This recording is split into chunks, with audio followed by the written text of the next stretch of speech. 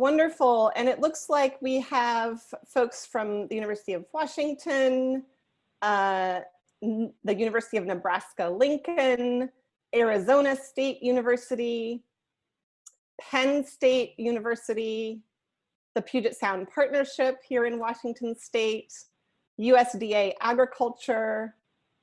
So a lot of folks from around the country and from different sectors joining us, which was exactly the purpose of the this Lunch and Learn series, is to try to catalyze people to come together in conversations that we might not normally have.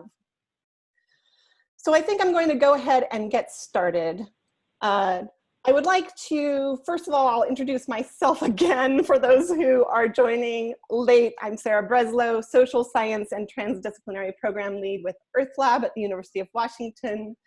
And I'm honored to introduce our first online Lunch and Learn in our new series started this past December called Collaborating Across Difference.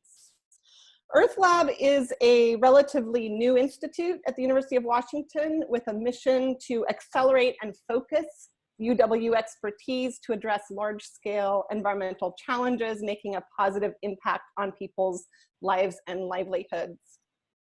The goal of the Collaborating Across Different series is to showcase the work of people already collaborating well across a broad variety of differences, whether they be disciplinary, institutional, cultural, or other types of difference. And we hope to highlight lessons that can be applied to our own collaborations. We are thankful for the co-sponsors at UW of this series, the Center for Global Studies, the Center for Health and the Global Environment, Urban at UW, Washington Sea Grant, and the William D. Ruckelshaus Center.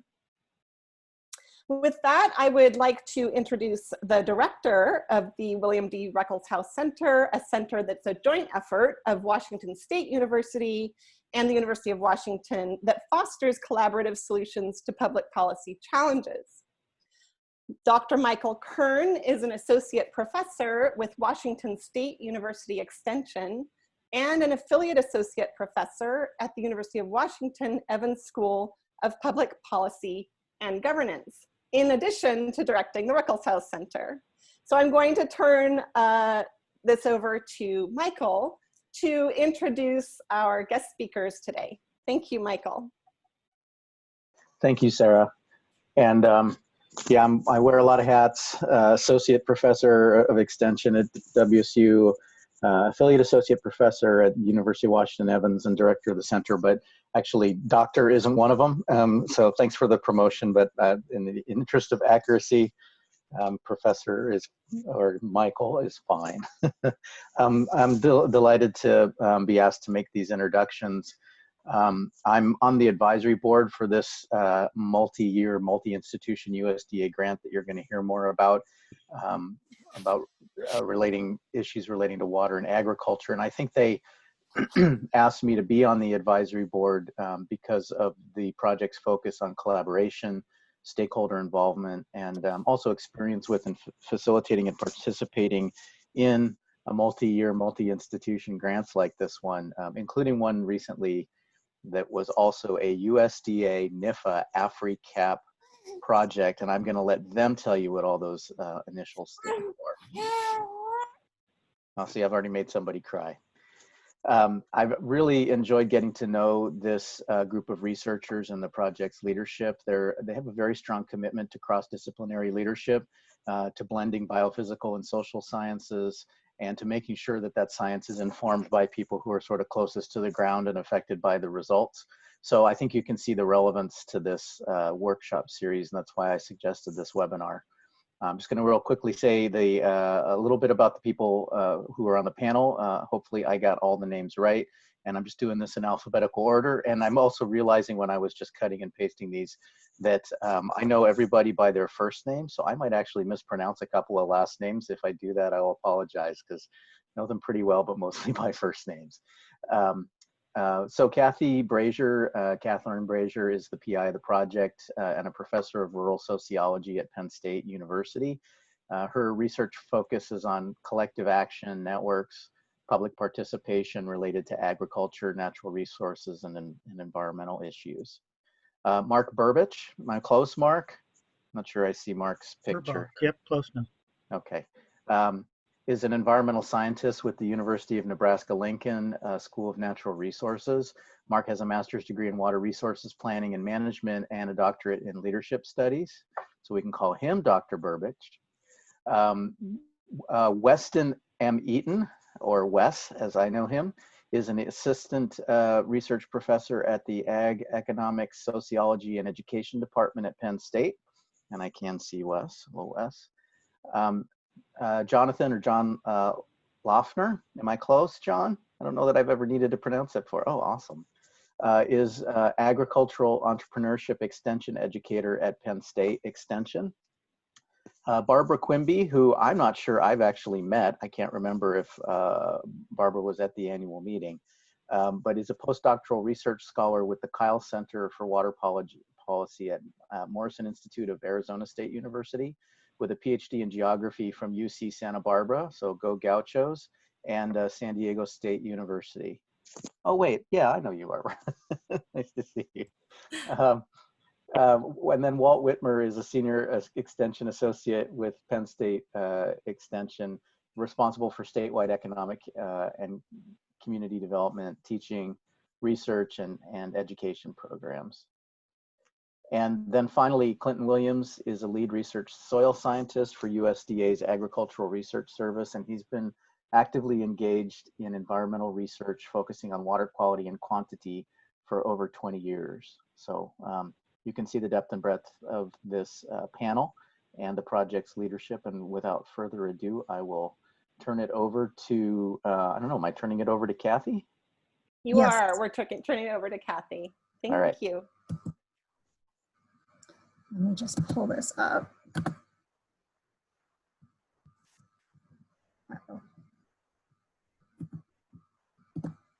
All right, is that showing up okay on everybody's screens? Well, thank you, Michael. I appreciate the introductions.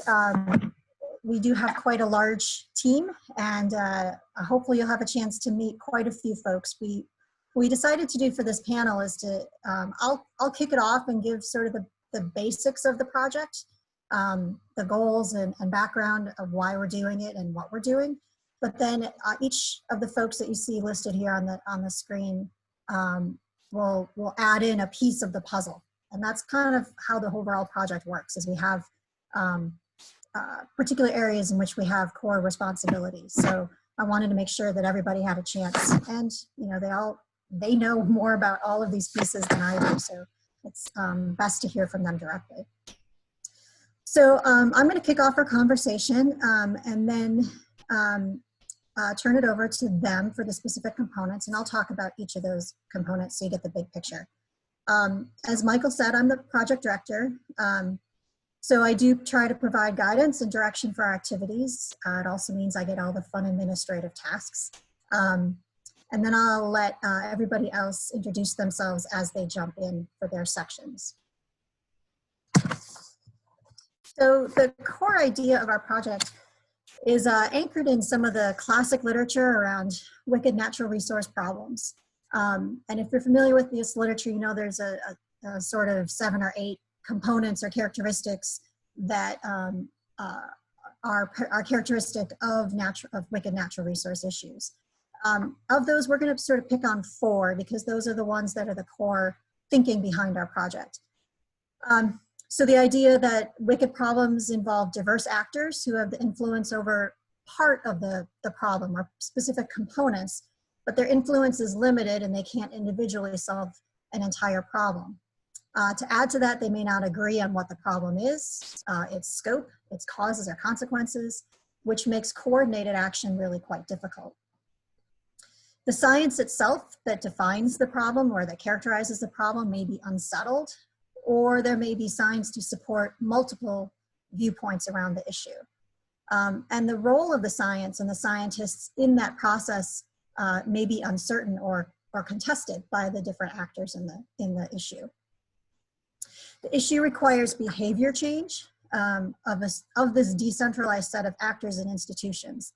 And as all of us who have tried to do anything around behavior change know, it is not simple nor fast.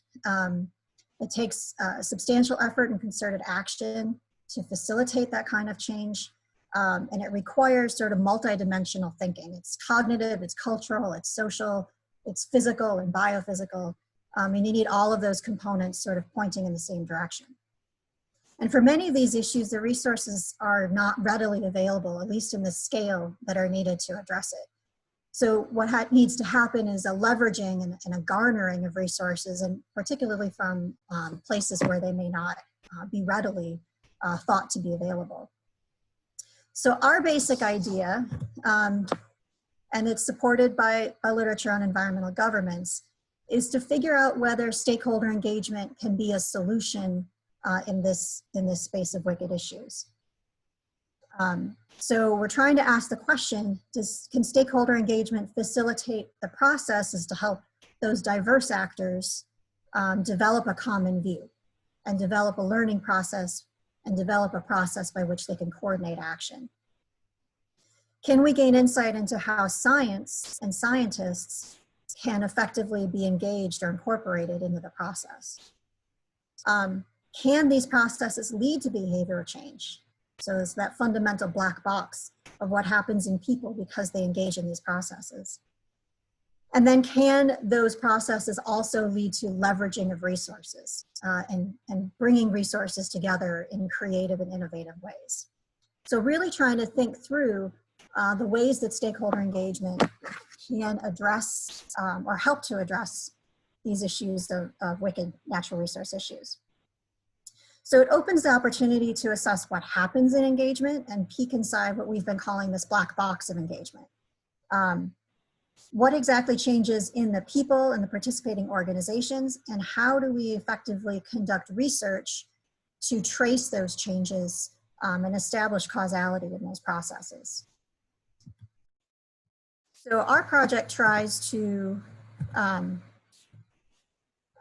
answer those questions. As Michael noted, it's a USDA NIFA, so National Institute for Food and Agriculture. Multidisciplinary, you'll hear from folks from many different disciplinary backgrounds, professional training, and areas of work. It's a 4-year project, although we do plan to stretch it to 5. And it's both research and engagement. So oftentimes one of those is the lead. In our case, they're sort of co-equal components of this project. So 3 main parts that we are doing to carry out and answer these questions around effective engagement. We are conducting engagement activities across 5 sites in 3 states. We'll show you some pictures of those in a minute. That we want to be parallel enough that we can use them as sort of thinking about it, the intervention in an experimental design. And then flexible enough to respond to local conditions. And I'll let Walt speak more to that in a few minutes. We also use our team members from both biophysical and social science to help support those community-led efforts. And then we are studying what happens because of those efforts. So really trying to understand the impacts or the effects that we can then trace to that engagement process. So those 3 core pieces of the entire project. I am going to turn it over now to Walt, and he's going to talk more explicitly about what the engagement is, the philosophy behind it, and what it looks like in each of our study sites. That's great. Thanks, Kat. Let's jump to the next one if we could. In essence, and Kathy described it perfectly. We're viewing the engagement efforts as the intervention, but to allow for that flexibility yet commonality of purpose and intent and design, we built in a number of things that have evolved over time in terms of sort of core goals and core processes that are flexible within each site because each site is different, made of different politics, perspectives, priorities, ag issues, water issues, all of that kind of thing. So here are some of those that we're sort of our guidepost to which we have been doing this work. We're specifically talking about community-led approach. We can talk more about that and how that plays out, but we came to the table with no preconceived notions about either what the issues were or the priorities were. But we purposely paid attention to and built activities around building relationships and trust, teasing out and surfacing the various views of the various stakeholders, very diverse stakeholders across all of these teams, from farmers and producers to service providers to municipal governments to agencies. Very diverse set of stakeholders by design. We purposely thought about and designed our processes to co-create group knowledge. It was not just an expertise, it's just not expert and external knowledge, but we're co-creating knowledge among that team. Proactively looking forward to identifying issues and opportunities, working towards setting priorities and actions. This isn't just for discussion's sake, this is to do stuff with this. And then of course, developing common frames, all of this, and leveraging and growing local resources, action, and functionally, intentionally building capacity for the long run so that these communities and these organizations have the skills and capacities to move forward on their own after the formal part of the project is over. Yep, thanks, Kath. Sort of to do that and to put a little bit more specificity to those more general terms, these are sort of our 9 hallmarks and benchmarks that we purposely measured and tracked as all these processes go along. To what extent are we fostering trust and building relationships? To what extent have we identified key partners and programs? Have we assessed the information and data that's available? Have we looked at current programs? You can see this list, but it's been very purposely, again, by design to tease out, not just to jump to one issue, but to tease out as much as we could the comprehensiveness of the issues and priorities that these groups are working with.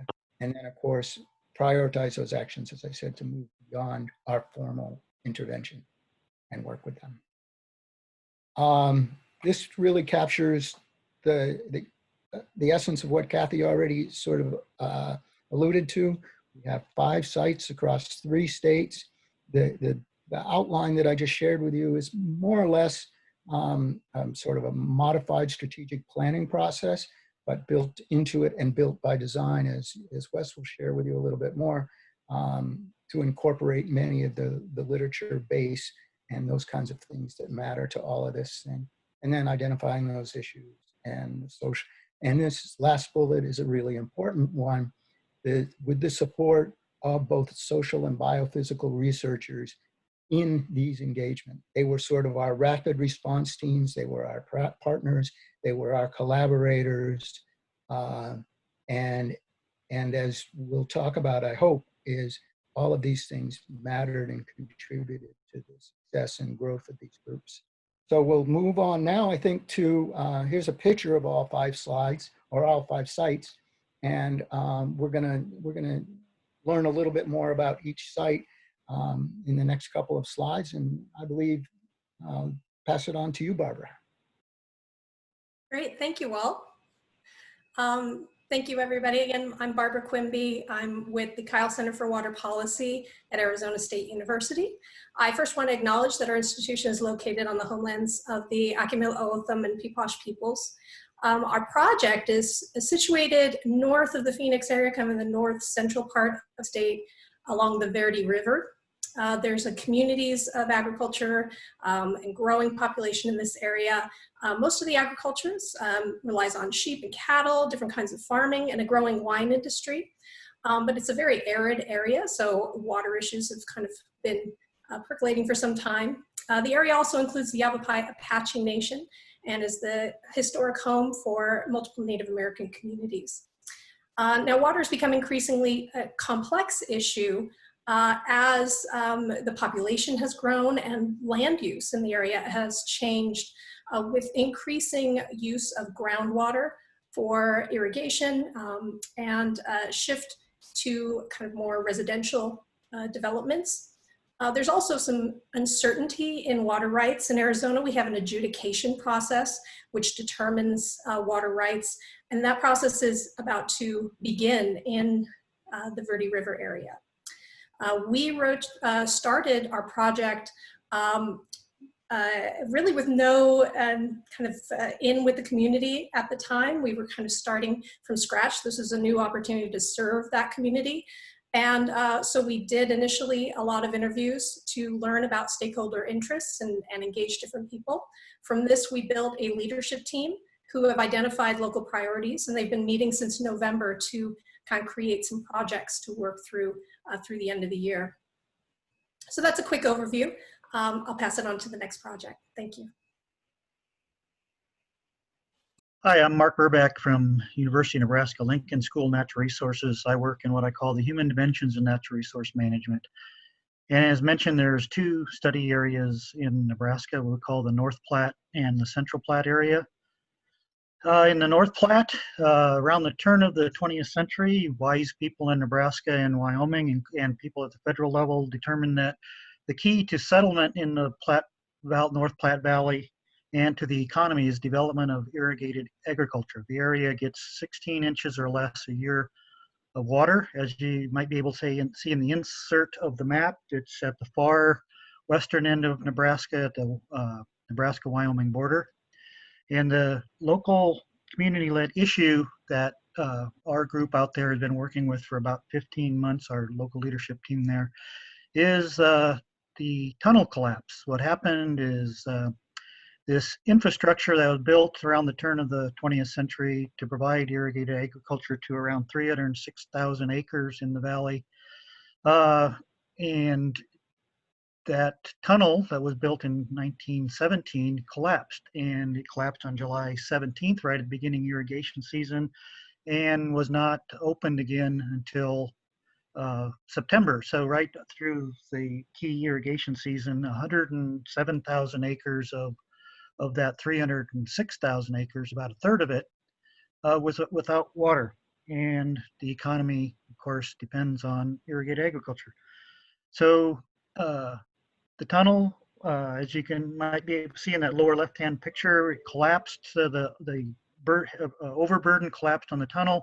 In the middle picture, you can see the collapse of the tunnel. To give you some scale, that you can drive a Greyhound bus into that tunnel. It's about 1,500 cubic feet per second of water. And when the tunnel collapsed, it backed up water and the canal bridge, so canal also collapsed. Cost $400 million for a temporary reopening. It estimated to be $6 to $15 million to replace the tunnel. It's one of 3 tunnels of the same age, and the entire infrastructure of the area has had little upgrade in 120 years. So the issue became for our team out there to educate people in the community about the water issue, bring key players together about how we're going to pay for this collapse, repair, and what are we going to do in the future with an infrastructure that has very little upgrades in 120 years. And that accumulated in what we call the Yonce Water Conference in April with, you see there, a comprehensive overview of information about water in North Platte Valley of Western Nebraska with an emphasis on the need for repair and upgrade of infrastructure. So we can go to the next slide, Kathy. In the Central Platte, for several decades, a problem with the Platte River has been the invasive species Phragmites clogging the river. And as that picture on the upper left is part of the stream, completely clogged with Phragmites, a common reed, invasive common reed. And you can see it can be well more than 6 feet tall. It's very difficult to control. If you mow it, chop it, otherwise try and get rid of it, you basically make the problem worse. You just make many plants, because it spreads by rhizomes and very difficult to kill. Basically, chemical treatment herbicide's been the most effective. But paying for it has been difficult. It's very expensive. and a number of patchwork of agencies have been trying to wrap their arms around it. So our team in the Central Platte identified the creation of an endowed fund for long-term management of the river. As you can see, the Platte River Resilience Fund has been created. It has initial funding, and purpose is to provide a means for a public-private partnership effort to develop a source of funds for long-term support of activities that will ensure conveyance of water in the Platte River system in Nebraska in perpetuity. So with that, I'll pass it on to the next. Hello, my name is John Lochner of Penn State University, College of Agricultural Sciences, the Extension Unit, and thank you for passing that along, Michael. We're thrilled to be here, and I'm proud to represent our state engagement team leads for the 2 locations in Pennsylvania. And I'm talking about one here first that Walt Whitmer and another colleague that's here with us today, John Tyson, are working in. And you'll see some commonalities between this Mifflin County location, which is in the center of the state, very close, relatively speaking, to Pennsylvania State University, and the next, the counties that Nicole Santangelo and myself are working in as engagement leads. We have 80,000+ miles of streams in Pennsylvania. That's a commonality wherever you go in the state. We are very diverse with agriculture and lumber and timber and recreation. And so you'll see those commonalities between the 2 locations in Pennsylvania. We have a diverse group, and I'll just state kind of broadly that we have a diverse group of representatives on our engagement teams in the 2 counties that represent agencies within the county, agriculture, NGOs, and some industry that comes along with that. In the Mifflin County that Walt and John Tyson are working on, again, some commonalities, and that is to understand where are some of the sources of impairment. And again, that's something we see in both groups. And also because of streams, the need or the issue of expanding those riparian buffers. And we see that kind of in both of them. And there's a desire, particularly in Mifflin County, and this was an expressed desire, to understand what kind of incentives might bring somebody to do some of these best management practices to bring about a change in the water quality. A commonality, again, because we're in Pennsylvania and we have 35 to 45 inches of rain and snowfall and a fair number of gravel and dirt roads throughout the state, is the use of something, oftentimes sodium chloride on roads to help get rid of the mess that we create with our snow. And so that is a commonality between the 2 locations, is that we've got a lot of dirt roads, and there's an understanding that the salt that we put on our dirt and gravel roads may contribute and will contribute to some of that degradation of our water quality. Particularly in Mifflin County was the desire to understand that a little bit better and find out where those sources of water impairments are. And a particular note for Mifflin County is that besides the diverse nature of agriculture, which is diverse, there's also the part that deals with the plains sect of Pennsylvania, and communicating with them, and also communicating with them in a way that is that works for them and gets our message and helps bring them into the conversation where it might not be as easy. And so they've made a point of working to do that so that we expand the conversation and bring others in that might not normally have been there. With that, I go to the next slide, Kathy, please. So Nicole Santangelo and myself are the state engagement leads for these 2 counties. They are in the northern tier. The commonality here is between these 2 counties is that they are mountainous, a lot of farming, a lot of timber production, and as they say, in this area that the water's clean when it leaves here. And that's kind of a running joke, but there's an understanding also that that there are water quality issues, and they have addressed a fair number of those. And that came up quite often in our initial conversations, is that that oftentimes they don't get credit for the contributions that have already been made to improve the water quality and quantity in these northern tier counties of Pennsylvania. Again, a diverse group that is a diverse group of people that make up this group. They have some commonalities with the Mifflin County area. You see that stream bank restoration riparian.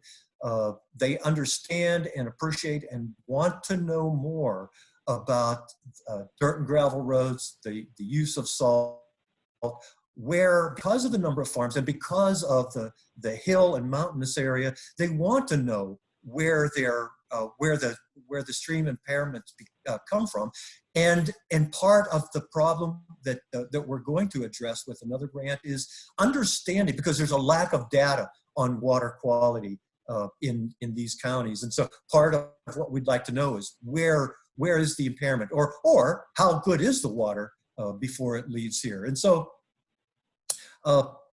I think, and part of challenges I think that we all experienced was establishing the trust and confidence, because as we heard oftentimes in this group in particular, they've had conversations like this before and nothing came of them. And so it was incumbent on us to be sure that there's a follow through, that something that we've talked about actually happens. And Nicole, being the local person there, has really been instrumental in showing and building confidence and trust in this group of people. So with that, Kathy, I'll defer. Thank you. Thank you, Barbara, John, and Mark. I'm just going to say a quick intro about the social and biophysical research before turning it over to Wes and Clinton. Our project scientists in this project have sort of two main roles. One is to support the engagement process, as was talked about, by listening to the leadership team needs and then bringing research to those conversations, whether that's conducting new research or bringing published or established research to the conversation, summarizing that. Importantly, it's about reporting the research that we do back to the team. So as was said earlier, when we do interviews and surveys, we try to make sure that information goes back to the leadership teams for them to understand what the data are and what they're saying. Then also talking about the primary research that we do, which Wes will get into in a second, but is to really think about the research that moves the project goals forward. So relating to how can we attribute changes in people to the engagement process. So that, Wes will talk more about that in just a second. Wes? Hi, thanks. Wes, I serve as the research, as the lead of the socio-behavioral research team. Kathy, I've got some animation in here. You just unfold this whole. Thank you. So the puzzle then, how do you study change through engagement? And that's what we aim to do. We drew from the burgeoning, growing literature on collaborative governance and stakeholder and community engagement, natural resource and agricultural and working landscape settings. What we wanted to understand really wasn't a roadmap for it out there. How do you get from before the engagement happens through the engagement practice to some kind of outcome and change? And as Kathy and others have talked about, we're looking for change in both people and place. So in terms of people, we're looking for change at the individual level. We're looking for change in these groups that we've brought together that the engagement leads just spoke to. And then beyond those 12 or 14 or 18 folks that join the leadership teams, we're looking for change, evidence of change more broadly in the community. So what our conceptual model does, and you can see along the bottom, the x-axis there, time. We're interested in a longitudinal study that has mixed methods I'll talk about in a minute. This change through time, through something that we had to conceptualize here. Then we're also looking at change across different levels, as I just talked about. That's represented there on the y-axis. So after pulling this literature together, what our model does is break it down into 4 um, um, idealized phases. And in reality, this is iterative and back and forth. But to capture some factors and concepts here that we can compare and do that across the different project sites to make sense of change. So in this first phase, you have what Ansel and Gash and others that have laid the groundwork for this work called the pre-existing conditions in a place. For instance, what's the culture of participation like already in that place? And also we want to track some individual characteristics of the folks that come in to make sense of whether or not those conditions are more conducive or challenging for the second phase here, which is the engagement process. So in that first phase, you start with already existing stakeholder groups, and we wanted to, what's unique about the W4Ag project is we're actually forming these new stakeholder groups, supporting them and studying the process at the same time, all while trying to not make people feel like a guinea pig, which is part of the trick as we had going on here. What are the process conditions? What we have listed here are the key things the literature tells us you would want to have or at least consider in order to have successful engagement. The third phase then gets to the black box of engagement, as we've been calling it, and the science of engagement. What changes? So here in phase 3, we're looking for changes in terms of learning and changes in terms of capacity building. And these bullet points speak to some of those factors and characteristics we're looking at. And then phase 4, getting to the holy grail. Well, do people change? Back to behavior change. Kathy introduced us to the wicked problem saying at the beginning. We want to understand behavior change for individuals. Does the behavior of that group that formed, is there some evidence there? And there's a broader evidence of behavior change in the community. And then make some connection there with environmental change. Environmental change is usually in the literature kind of a big blob, and we're trying to add some scale components there, looking for field scale or local level change, making sense of then regional level environmental change, and trying to make some connection between the behavior change that may come through our engagement and broader environmental change. Kathy, you want to move us on to our research design? Thanks. So how are we doing this then? What this sets up is our pre-post participatory mixed method comparative design. What we've done before the leadership teams were brought together is our first step was working with practitioners and extension in each of the project sites to identify the range of stakeholders that are evident around water and ag issues. We conducted interviews. Those interviews perform those two roles, both introducing folks to the project and starting to build relationships, starting to be engagement, as well as collecting data that we want to analyze for change. And then during the engagement or intervention portion, we worked at the beginning as we were just getting leadership teams together on developing community mail surveys to understand views more broadly in the community. And we're doing that again as the leadership team work through their 18th month or 24-month process. Then also we have, we're doing observations, joining the meetings as participant observers, and also doing some periodic qualitative and quantitative survey with participants, but again, in a way to be as least intrusive as possible, and always framing it in doing this in support of their work versus lots of these folks said in their interview, we've been guinea pigged. We've had Penn State here before. We've had Nebraska here before, taking from us. So how do we give back? And then in year 4, we want to do a final round of interviews and draw our interpretations from this set of data. So thank you.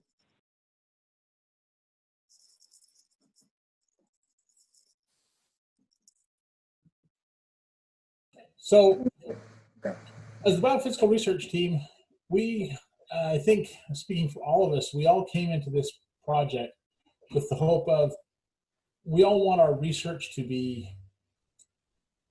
taken in the vein in which we give it, which is we want people to take the research and want to implement the research. And in the past, we've all seen that research, biophysical research that we do doesn't get taken up and used by people necessarily. So we were all very interested in finding out how we can do research that has input from the people who are supposed to use it in a way that they will implement it better and that our research has greater impact. So at the beginning of this process, we as a biophysical team, sort of struggled in where are we going to do our research. And for about the first 18 months, it was probably a situation where most people looked at it and said, I don't know where we're going to actually be able to do research in the way this is going. But as you can see from what's on the screen here, at this point, we have a number of projects that have gone on that are, I think, very desired by the LLTs, by the local leadership teams. They very much are interested in having research done that's important to them. And here's just some of the research that's been going on. A lot of it is from the modeling perspective, or a matter of finding ways where we can get data that is like monitoring data that's more transparent, that people can have access to, can see, and can sort of make some conclusions for themselves. Personally, I'm mostly involved in what goes on in Arizona, and I can tell you from being part of the interviews at the beginning of the project, all the way through the formation of the local leadership team, until trying to find biophysical research projects. It's been very interesting to be able to watch the people that are that are there on the ground in the Verde Valley put forward ideas, accept ideas that we come back with as to how we can help them address those issues, and then for them to take those ideas and start to want to implement them themselves and to actually become advocates for those research ideas. So as we talk later on the panel, we might be able to come in with more or discuss more of these actual research projects, but you can see that there are a number of different research projects that we've been able to come forward with at this point. So with that, Kathy, I'll.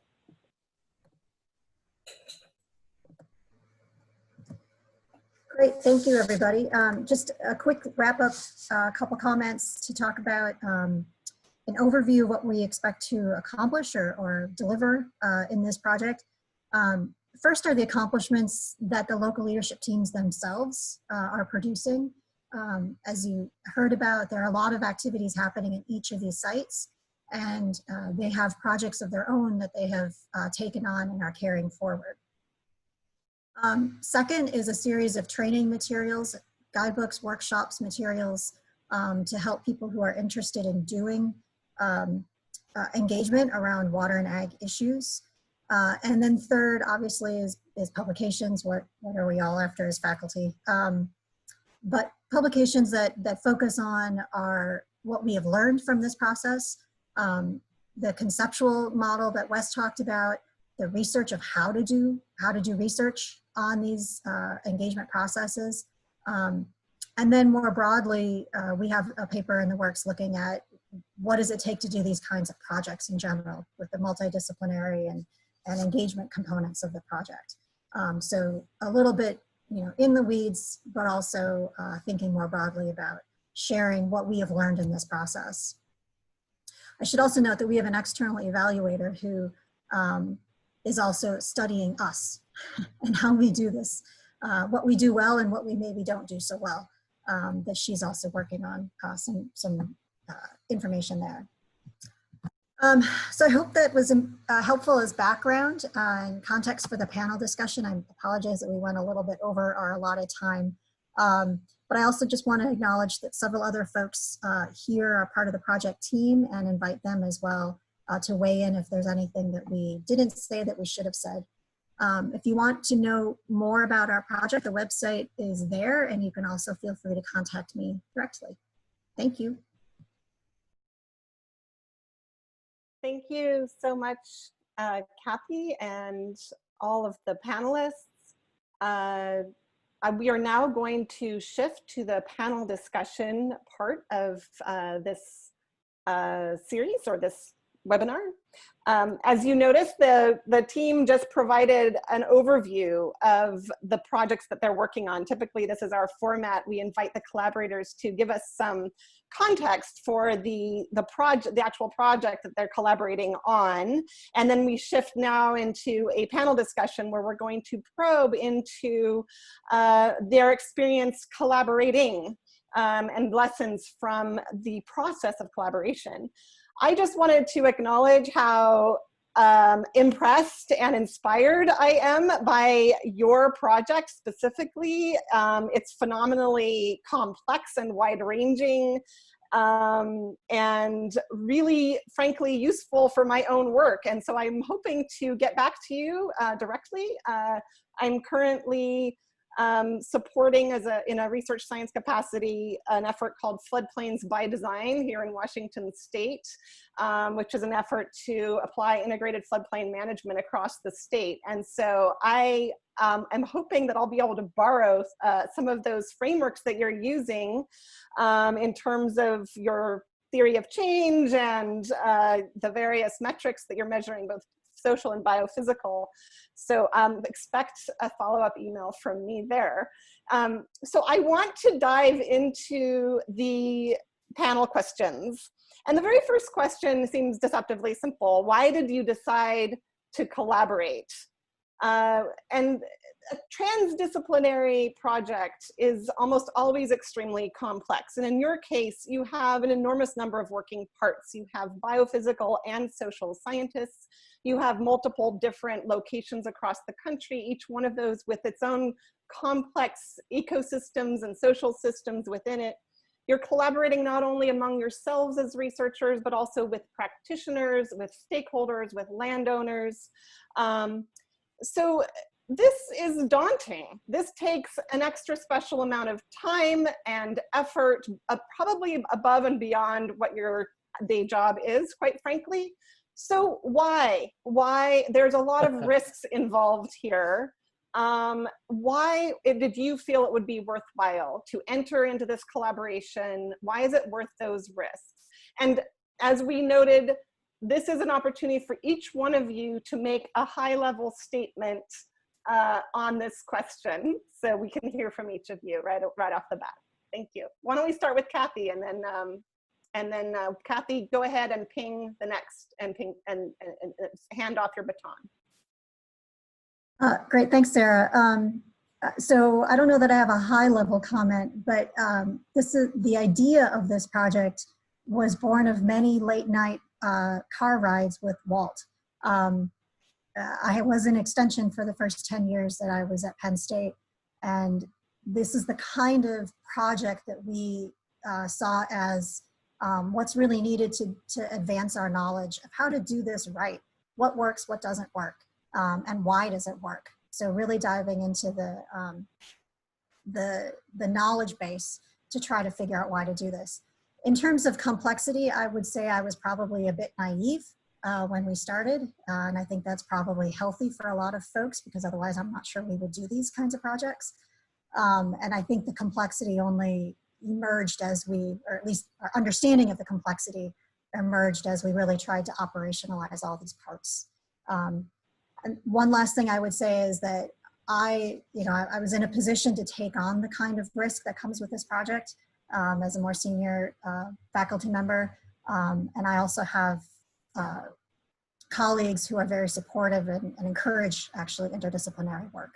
So the risk part wasn't as real for me as it would be for some other folks. I'll go with whoever's next on my screen, which is Clinton for me.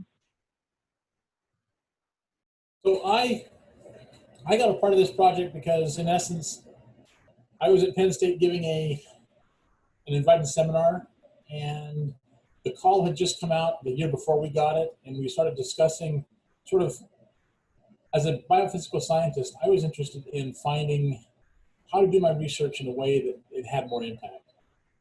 And one of the things that always surprised me was, as USDA, so Agricultural Research Service is USDA's official research arm. We're the in-house research, we do it all, and we have these 5-year project plans. And the project plans supposedly take into account input from all the stakeholders, and that determines how we're going to do our research for the next 5 years. Well, I was part of this process a few times, and it was sort of interesting that the way it worked was, one day you got together, a bunch of people threw out ideas, and then the national program leaders for USDA said, these are the ones we're going to focus on. And that just didn't seem to me like a way that you were going to have high impact and actually address issues that people cared about. So I got involved in this project because I wanted to actually involve myself with the stakeholders from the standpoint of how to do the research, the biophysical research, in a way that was more relatable to them. And it's sort of harkening back to what extension was in the 50s, where the extension specialists were out there meeting with farmers all the time, and they were a part of this. But as time has gone on, it's sort of removed that, the specialist from the people, so that the research we do isn't as directly relatable anymore. And so that's sort of why I got involved. And initially it was quite daunting to try and figure out how we can get all these pieces to fit together. But I think as time's gone on, we've come together a lot better. So with that, I'll pass on to the next person on my screen, which is Walt. Helps if I unmute myself. Thanks, Clinton. Couple of things come to my mind. I've been doing community development work for a long time, and as Kathy alluded to, it always sort of tugged at our sleeves as how can we better work with and in service to communities from myriad perspectives of and information and data and research, and the with part being incredibly important to my mind, and you'll see that reflected in large part in our design, that we're also tapping in to the knowledge and respecting and incorporating and collaborating that knowledge building within the group. So part of it is research and part of it is expertise from outside, but also much of it is derived from the expertise within that room. And if we can, and it's a bit of a normative statement, but it's always seemed important, and the literature bears this out, that if we can integrate those two, we can probably get better outcomes.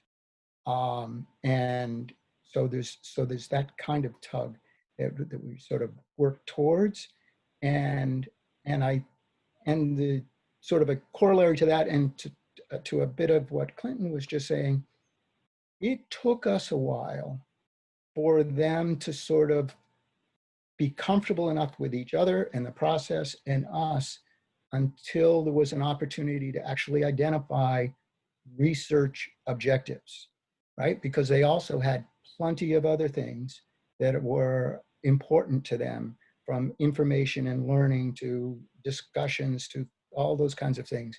So the research part of this, particularly the biophysical research part of this, was sort of a process of emergence that took time, and as you saw from the list, I think you'll see is now robust and is meeting and is derived from what they want to see, and is a great collaboration. But that didn't happen with the flick of a switch. And I can't, Wes is the next one on my screen. Hi, those are some great thoughts. I know so much more about you now. I think I can summarize my answer to the question, what brought me to the project. The research I was doing was on how social and biophysical and other sorts of experts imagine or make sense of things. And then I would work with communities and publics and landowners and get their understanding. And of course, we notice a gulf in difference. So I was interested in how do we, what's the co-production of knowledge mean? Does that lead to, as Walt said, better outcomes? How would that be defined if it's not predetermined a priori in advance? But then there's this big gap, and how do you do it, and how do you study it? And that's the spell that really bound me to be part of W4Ag.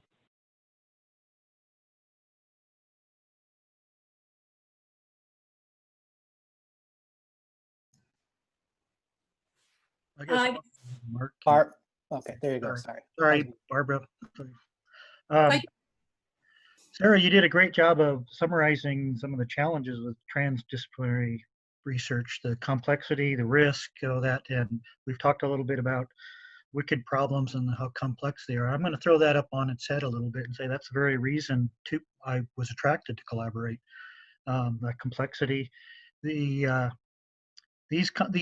And I'm not so naive to say we're going to solve these wicked problems, but I think we can nudge the ball forward a little bit and increase our knowledge and understanding of that. So this wicked problem of stakeholder engagement and water for ag issues. And so I was attracted to be a part of that. And we have, as mentioned, you have a very impressive team, but none of our team members individually is going to move this forward very far. We're going to move it forward a lot farther as a team and as a collaborative effort. So that was very attractive to me.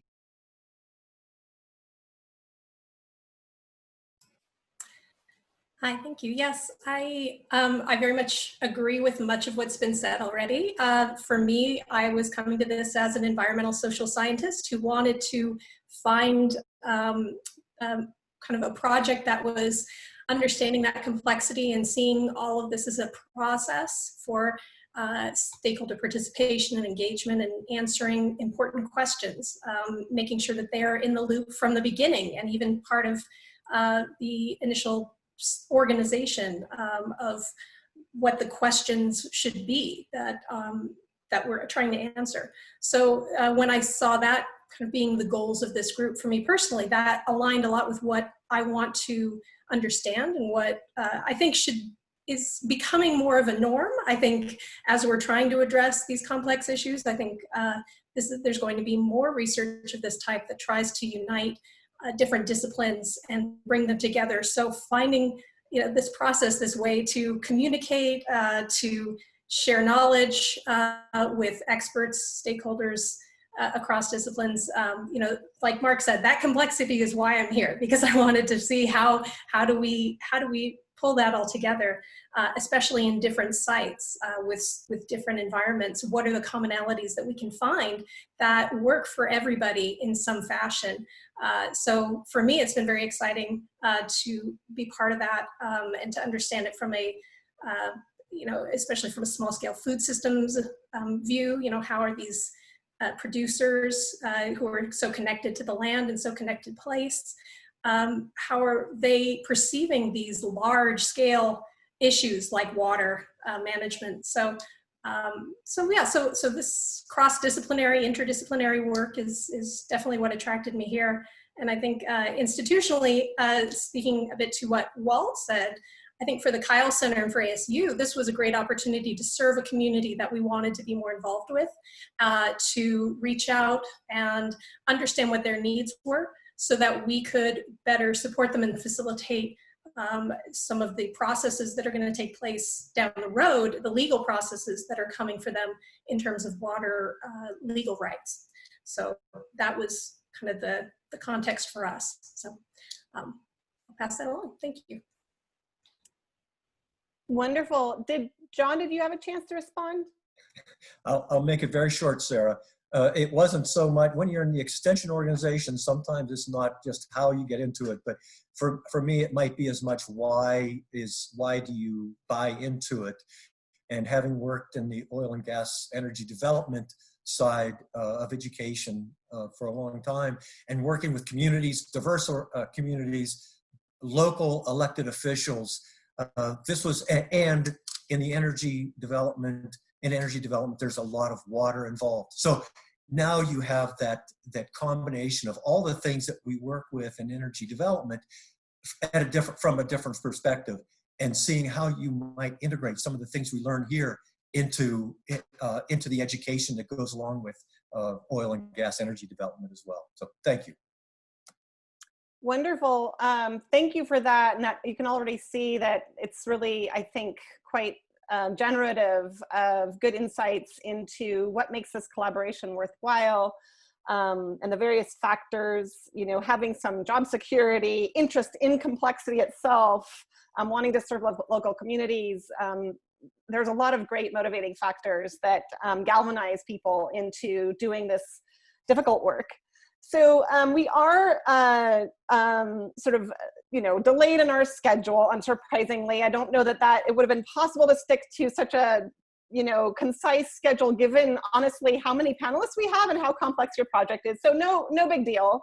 We're just going to roll right along. And I'm going to ask a couple more questions. I probably won't ask all the panel questions that I prepared, but one that I do want to dive into, because I think it's kind of pithy, is how has the collaborative experience itself changed you? So the transdisciplinary philosophy envisions something quite idealistic, which is sort of systems transformation. And by transformation, to being transdisciplinary, the ideal is that it not only helps to address complex problems, but it's transformative of the people doing it, of our own disciplines, of the structures that we're part of. So thinking broadly about how collaboration has changed you, how has it changed, in the first case, perhaps how you perceive the problem that you are setting out to address? How has it perceived the other people that you're collaborating with? How has it changed how you perceive yourself and your own field? Has any of that surprised you? And, you know, I'd like to hear about this experience of change that you've had. Now, I don't think we have time to hear from all of you. So if you feel moved by this question, please just jump in, unmute yourself, and dive right in. I see Barbara nodding, so I think I might encourage Barbara to speak up.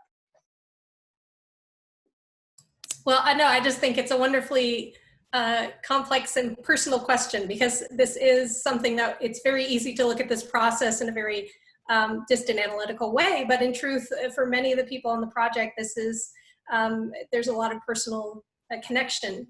For me, I think I'm one of the newer members of the team, so I haven't experienced as much change as other people here. But I think one of the things that you know, attracted me to this team when I joined, and that I've been learning through it, is I think I've changed a little bit in my cynicism about cross interdisciplinary work, actually, because I found that folks here are so respectful of each other's expertise, and respectful of the expertise of local people, of the people who are making food, you know, the people on the ground. There's a wonderful acknowledgement of their roles and their importance. So maybe it's changed my skepticism a little bit. I'd just like to say real quickly that within the team itself, I'd say that's a huge change been made, in that it used to be, as biophysical scientists, we thought of ourselves as scientists, and other people really weren't scientists, but that has changed. So it's made a lot of the biophysical scientists realize that social science is real science, hard science, as opposed to that hard science versus soft science. Anyone else? Can I just add to that I think we can be done. That in and of itself is huge for me. So that's wonderful, Clinton. I could just say something briefly. Social scientist, sociologist, doing the first round of interviews, when it slowly dawned on me that that was part of the engagement and the relationship building as much as it was data collection, and then that threaded throughout all the research work. All the data that we're collecting is in support for and with the stakeholder folks, as much as it is analysis on them. And I can't see myself doing social science and sociological research in the future that's not bent by that. I would just add one quick comment that's sort of in between Clinton and Wes, and that's the cultural differences between our disciplines. I knew sort of abstractly that they existed, but to really see them enacted and operationalized in how we think about research and how we think about, you know, what does evidence mean and what language do we use, made me much more cognizant of the blinders that we have from our own disciplines and how we inculcate them in graduate school. And I think that's something I'm more sensitive to. I'm not sure I've broken out in any way, but at least I think about those more than I used to.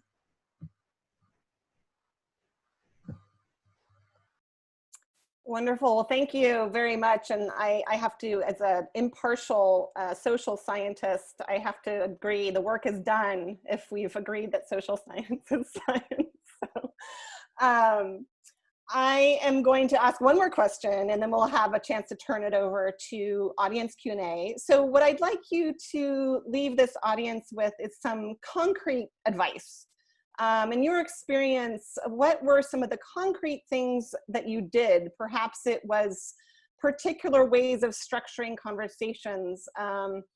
Were there specific attitudes that you cultivated, particular meeting strategies, for example? What were the strategies that enabled you to have this success, to have this aha moment, to reduce your cynicism, to enable this collaboration to be successful? Was there something tangible and concrete that you could share?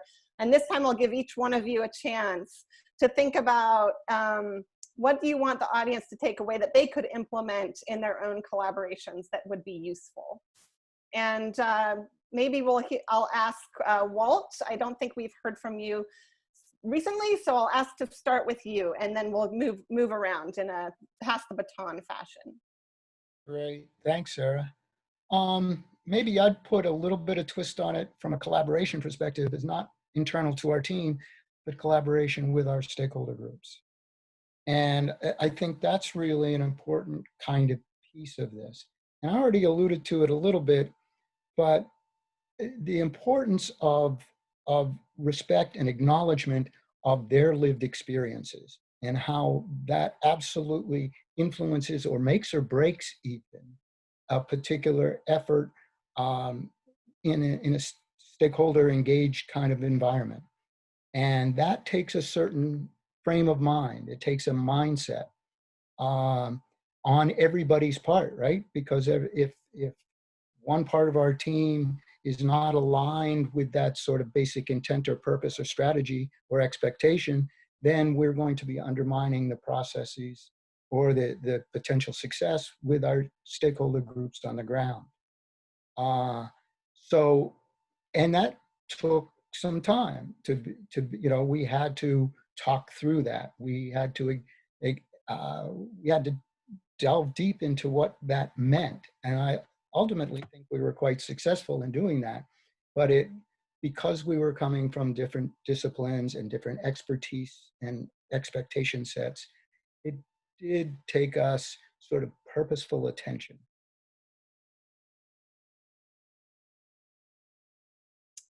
Does anybody else have a concrete piece of advice they want to share?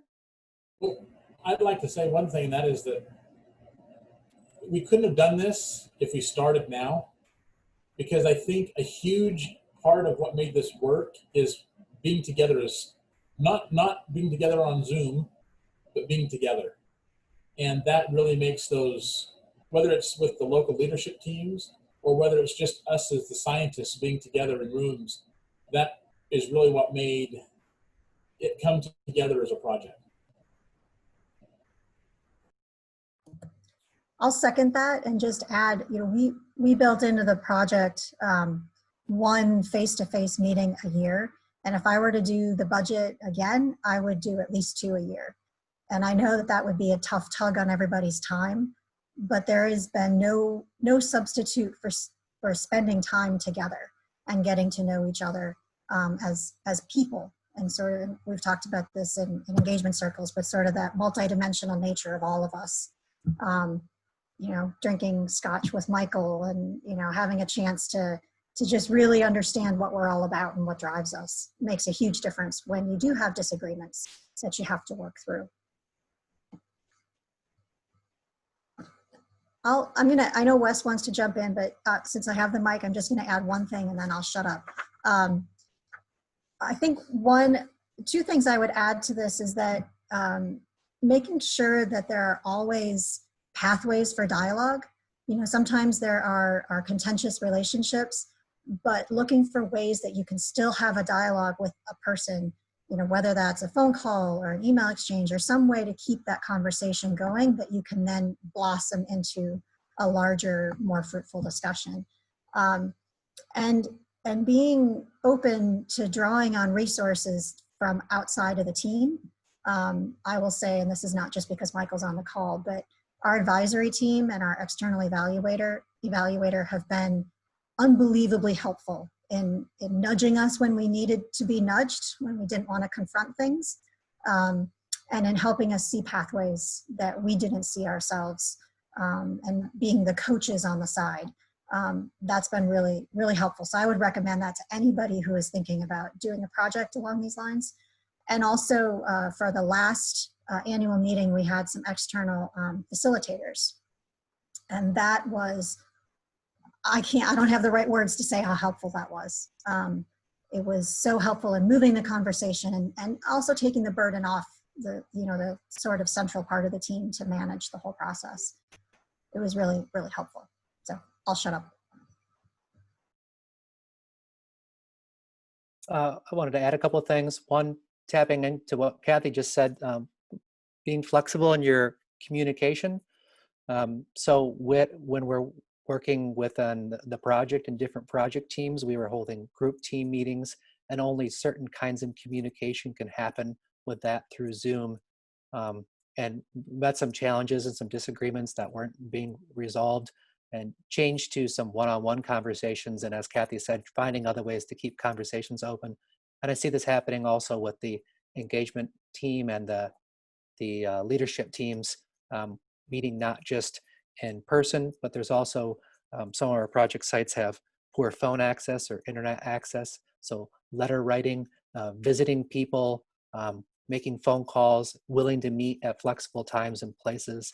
And that builds respect and trust. But I think all this can be encapsulated too with a few words that we started using that was coined, I believe, by Kathy. These phrases are really key and central to us, and I believe they're in our mission and charter, which is the leap of faith, which is the idea of suspending doubt, and also the notion of assuming good intent. We're all, many of us with our disciplinary training are trained to lead with criticism and critique first. And when you're walking into this unknown path and you don't know what other folks are thinking or are capable of, both the scientists and community partners, that spirit. And then some leaders on the team being able to demonstrate that in practice and model that for others. Part of our conceptual model is studying norming and renorming within our leadership teams and within our study group. But I believe we may be being studied by that as well for our external evaluator. So how do we set those norms for others to tap into to meet behavior change? Leap of faith, assume good intent, and suspending doubt. I have it on my wall.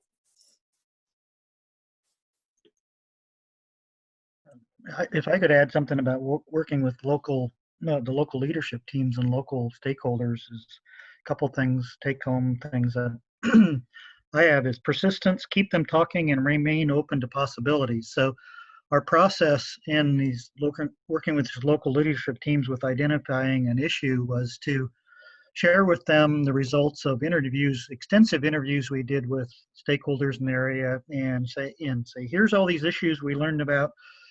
Which one are you interested in tackling and we can then study you as lab rats as you go through this process of trying to address an issue related to W4Ag. And we spent 3 meetings, and we're kind of at the point, if we didn't have an issue at the end of this 3rd meeting, we were done.